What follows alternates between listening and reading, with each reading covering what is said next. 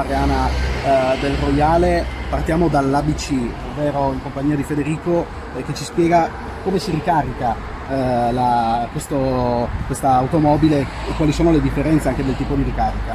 Sì, buongiorno. Allora, Nissan Leaf è una vettura con una batteria da 40 kW con tre tipologie di ricarica, o con la ricarica domestica con un assorbimento di 2 kW o con una ricarica dalla colonnina classica dove assorbe fino a 6 kW, o se no si può ricaricare con la presa rapida fino a 50 kW.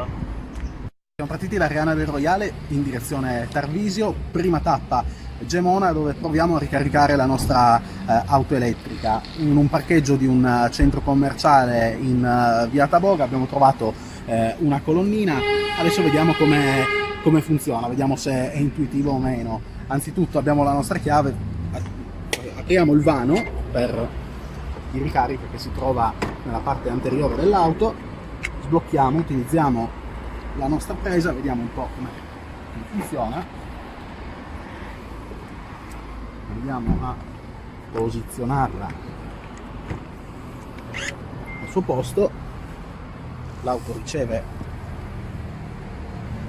la presa e si accendono le luci sul nostro cruscotto.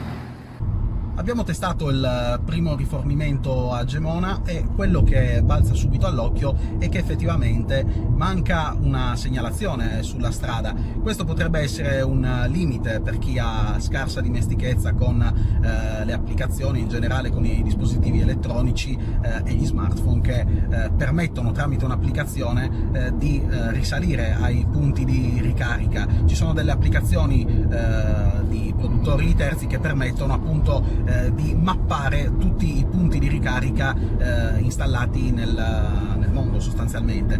Vediamo un po', procediamo nel nostro viaggio e vediamo quali altri punti vengono segnalati e se gli altri sono appunto in qualche maniera indicati anche attraverso i più tradizionali cartelli stradali o comunque richiami sulla strada tradizionale. Siamo arrivati a Tarvisio, seconda tappa del nostro viaggio, e testeremo le colonnine pubbliche che si trovano qua lungo la via principale. Andiamo a vedere come funzionano, poi faremo il test. In questo caso, rispetto a Reana, sono a pagamento. Si utilizza la carta di credito o il bancomat con il sistema di pagamento contactless e il costo è di €1. Siamo a Tarvisio e anche tra i privati c'è chi ha deciso di puntare sul carburante green, diciamo così, sull'energia elettrica, e quindi fornire un servizio in più ai propri clienti. Signor Gino, ci racconta come è nata l'idea di installare una colonnina per la ricarica elettrica? Ora la storia parte un po' da lontano. Volevo cambiare fornitore di energia che hanno l'energia verde e avevano anche la possibilità di darmi a noleggio la colonnina per la distribuzione. Comunque la colonna di per sé mi costa circa €200 al mese fra corrente fissa e fra fisso di corrente e il noleggio della colonnina. Poi io ero elettricista e con un migliaio di euro me la sono cavata a installata. Ci siamo diretti a ovest della regione, quindi abbiamo lasciato Tarvisio alle nostre spalle, siamo arrivati a San Vito al Tagliamento con l'obiettivo di ricaricare la nostra auto per puntare poi a Pordenone, ma dobbiamo fermarci perché cosa succede?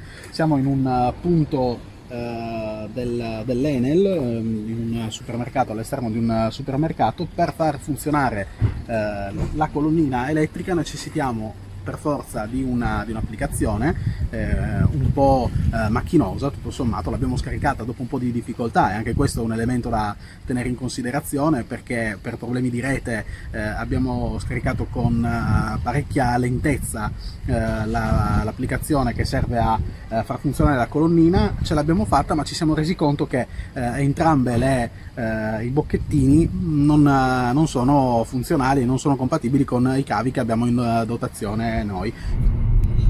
Ci abbiamo verso il ritorno alla concessionaria, quindi tempo di bilanci. Quali sono i lati positivi della nostra esperienza a bordo di un'auto elettrica? Beh, sicuramente c'è la questione evidentemente dell'impatto ambientale, una questione etica. Più nel concreto, certamente abbiamo verificato che per chi riesce a destreggiarsi bene con le applicazioni, ci sono alcuni software che permettono effettivamente, una volta scaricati sul cellulare, di individuare con facilità e con puntualità i punti di ricarica dove effettuare, diciamo così, il rifornimento di energia elettrica necessario a dare la propulsione al mezzo elettrico. Lati negativi? Beh, effettivamente viceversa, per chi non ha tanta dimestichezza è un po' un problema. Abbiamo visto che sono scarsamente indicate con la segnaletica tradizionale. C'è effettivamente qualche problema, anche perché la maggior parte delle colonnine elettriche che si trovano sulle nostre strade sono prive di diciamo così, supporto umano, e quindi c'è la necessità, insomma, di arrangiarsi. Quindi l'arte del saper far da sé è importante quanto mai quando si impara così ad avere a che fare con le auto elettriche. Bilancio complessivo, promossi, bocciati. Beh, c'è da dire che in Friuli Venezia Giulia il numero delle auto è ancora marginale, delle auto elettriche è ancora marginale rispetto al totale, quindi i friulani privilegiano ancora l'utilizzo del carburante, diciamo così, classico, della benzina verde e del diesel.